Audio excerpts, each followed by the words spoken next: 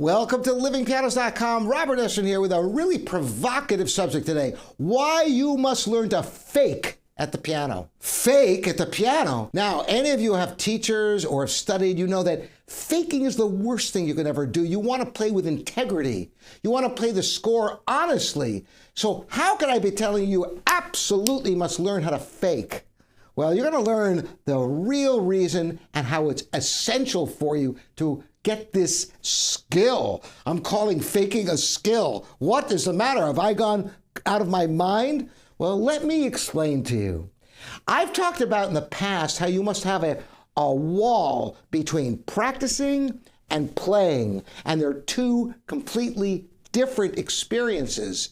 And if you ever confuse them and you're not sure which one you're doing, you're not accomplishing either one. Here's the thing. When you're playing, when you're practicing, let's say, and something goes wrong, you want to stop, you want to find the spot in the score, you want to take note of the correction, you want to make the correction, you want to cement the correction, then you want to go back a little bit and be able to pass that point, pass the correction, then you want to start all the way back to the beginning of the piece or the beginning of the major section and be able to incorporate that. It's a whole process, but number one is any mistake you make, even if it's hesitating or a wrong finger or a wrong expression, you want to stop and not allow it to become ingrained. You want to nip it in the bud. But when you're performing, it's exactly the opposite. The last thing in the world anybody wants to hear is hear you practice when you're playing for them.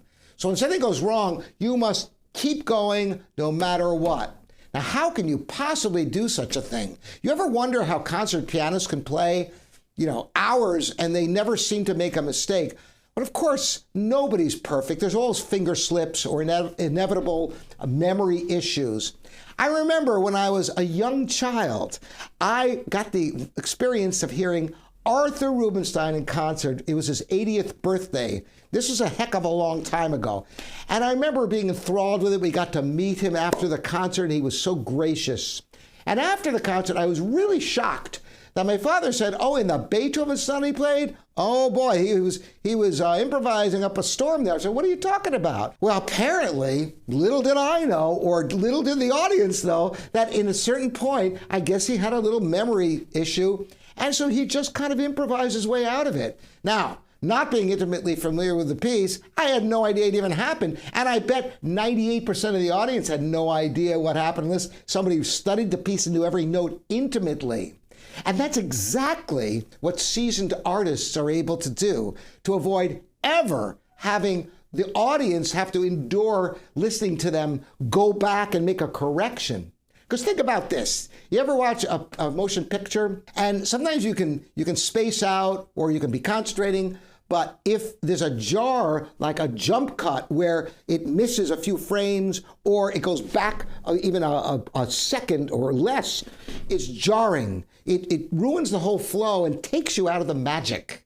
And that's exactly what happens in a musical performance.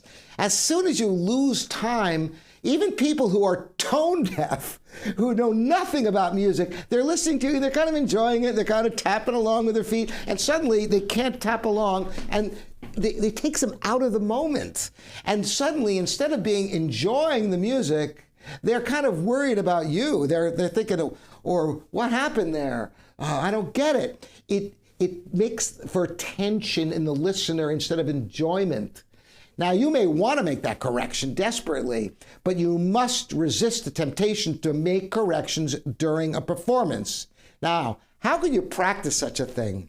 Well, there's practicing and there's performing, and there's also practicing performing. You must always know when you sit down at the piano, are you practicing or are you performing or are you practicing performing? Because these are distinctly different activities. Now, when you practice performing, you first of all, take a piece that you really feel solid with, and then go through it as if it's a performance and don't stop no matter what. Keep it going. Now, you might think, how can you do that? Well, if you have even the skeleton of the piece, you can keep even one hand going while the other hand kind of plays around until it can find the right notes. It's far better than stopping and going back or skipping. Let me demonstrate for you. I'm going to play something everybody knows. I'm going to play a little bit of Farrelly's, and I'm going to purposely make a mistake and you'll hear how disruptive this can be.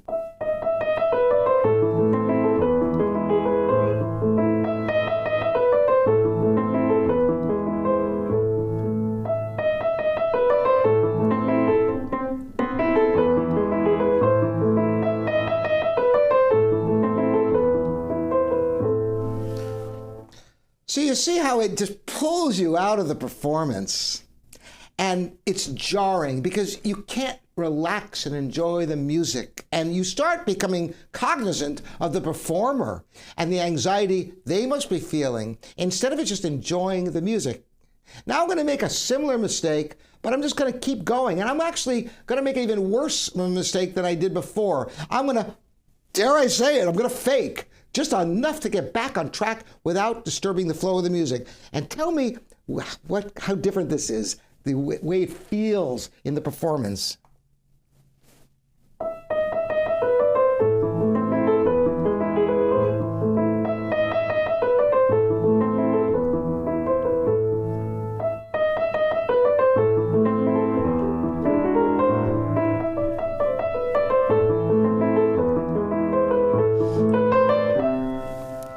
Now, that was an abomination, but somebody listening might, even in their mind, go, wait a minute, was that blurry? And it comes and it goes because it didn't disrupt the flow of the music. Now I'm asking you, and you can leave it here in the comments at livingpianos.com. And by the way, if you haven't subscribed yet, you got to check it out because this video is coming out all the time on a really wide range of subjects of pianos and piano playing for you.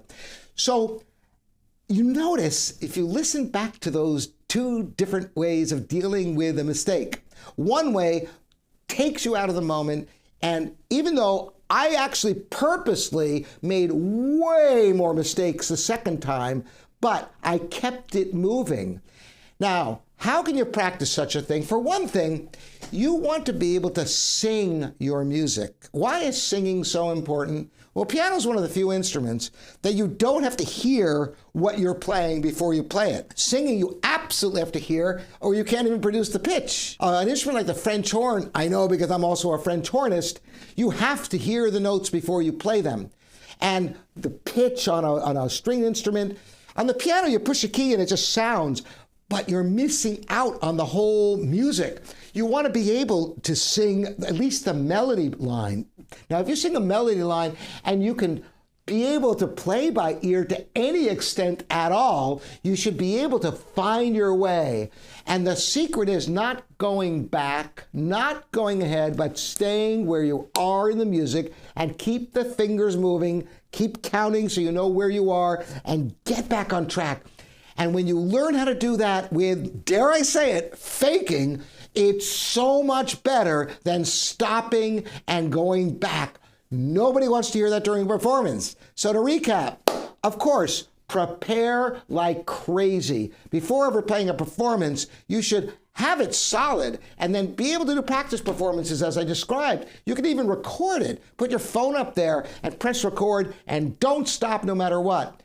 And get used to playing for people, for larger and larger groups of people, and use those opportunities to experiment with this, of trying to keep going no matter what. And if you learn how to do this, it's going to be a game changer for you. Because then you don't have the same fear of performing. You know you can get through it. And the audience will appreciate it immeasurably. So remember, draw that inseparable wall between practicing and performing, and make sure that you know which one you're doing. And then lastly, practice performing. And you too can learn how to fake, and you can learn how to fake so well.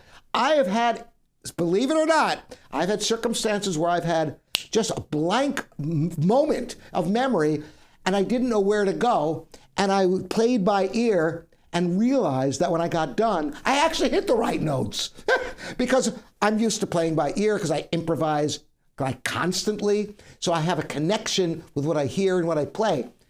What a great way to develop your ear. Make up music at the piano. Have fun with it. Sing. Try to find the notes you sing on the piano. Get that connection. And your faking will be so superb. It'll be like that Rubinstein concert where nobody was the wiser that it wasn't every note that Beethoven wrote. That's the lesson for today. Embrace this, and it'll be a game changer for your performing on the piano.